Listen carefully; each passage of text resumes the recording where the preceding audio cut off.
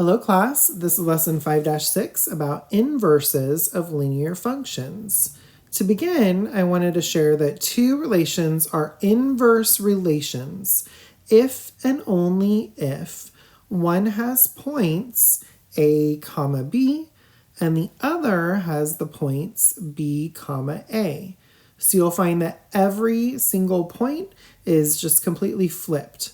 So in this first example, what is the inverse of the set of points -8, 3, 0, 14, 11, 52, and 12, -6?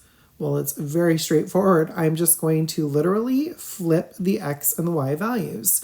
So the inverse set would be 3, -8, 14, 0, 52, 11, and -6, 12. It's the same philosophy for finding the inverse of the set of points when they are listed in a table instead of written out as coordinate points.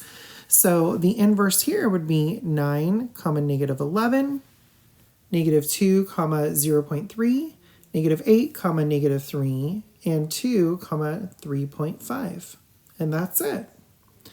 Now moving on to a graph of an inverse. We already know how to graph a line, but the graph of an inverse is going to be whatever that original relation is reflected over the line y equals x. So you're just imagining that acts as a mirror and you're going to see this reflection take place. So in our example, a relation passes through the points -1, -5, 0, -2, 1, 1, and 2, 4. And we are asked to graph this relation and its inverse. So I'm going to plot those 4 points, 1, 1, and then 2 up to 4, and I'll connect them, and you'll be able to see the line of this linear function. Now the inverse, like we've done in our previous examples, is where we are going to flip the x and the y coordinates. So that's -5, -1, -2, 0, 1, 1, and 4, 2. And now I have 4 new points to go ahead and plot on my graph. And I'll connect those with my ruler, and I'm done. And look at those lines. Don't they look like they are completely reflected over that dotted line y equals x? They do. So now what I'd like to share with you is that an inverse of a linear function is written as not f of x, but the inverse of f of x. So it has a little -1 after the f.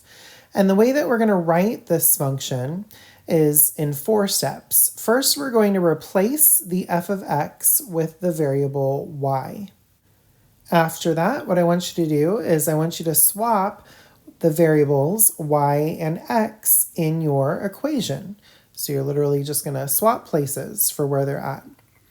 After that, you're going to solve for the variable y. So you want to get y alone. And then in the end, once you have that by itself, you're going to go back and replace y with the inverse of f of x. So let's practice this now. We're going to find the inverse of the function that is equal to 5x plus 10. So our first step, we're going to replace f of x with the variable y. Our second step is we're going to swap the variables. So it's going to be rewritten as x equals 5y plus 10. And now I'm going to solve to get y alone. So I'm going to start by moving the 10 to the left-hand side. So that's x minus 10 equals 5y. And then I'm going to divide everything by 5 to get that y alone. So I'm left with 1/5 x minus 2 is equal to y. And now our final step is to again replace this y with the inverse of f of x. So in the end it equals f, that -1 of x. So if I was going to just write this starting with that, I would have my inverse of f of x is equal to 1/5 x minus 2. And I'm done. All right. So let's go ahead and try this one more time before we're done. This time we're going to find the inverse of the function that is equal to -2/3 x minus 8. So again, we're going to start by replacing f of x with y. And then we're going to swap the variables. So I'm left with x is equal to negative 2/3 y minus 8. And now I'm going to solve to get the y by itself. So in this case, I'm going to add 8 to both sides. And now, since I have a fraction times the variable y, I'm going to multiply both sides by the reciprocal, which is negative 3/2. So when I do that, on the right-hand side, the y is all by itself. But I need to use the distributive property on the left-hand side. So that's negative 3/2 x minus 3/2 times 8. The 2 and the 8 cross-cancel to leave me with a 4. And negative 3 times 4 is negative 12. Final step, we're going to replace the y variable with the inverse of f of x. And now, just to look professional, I'm just going to rewrite it so that I start with the inverse of f of x. That is equal to negative 3/2 x minus 12. And we're done.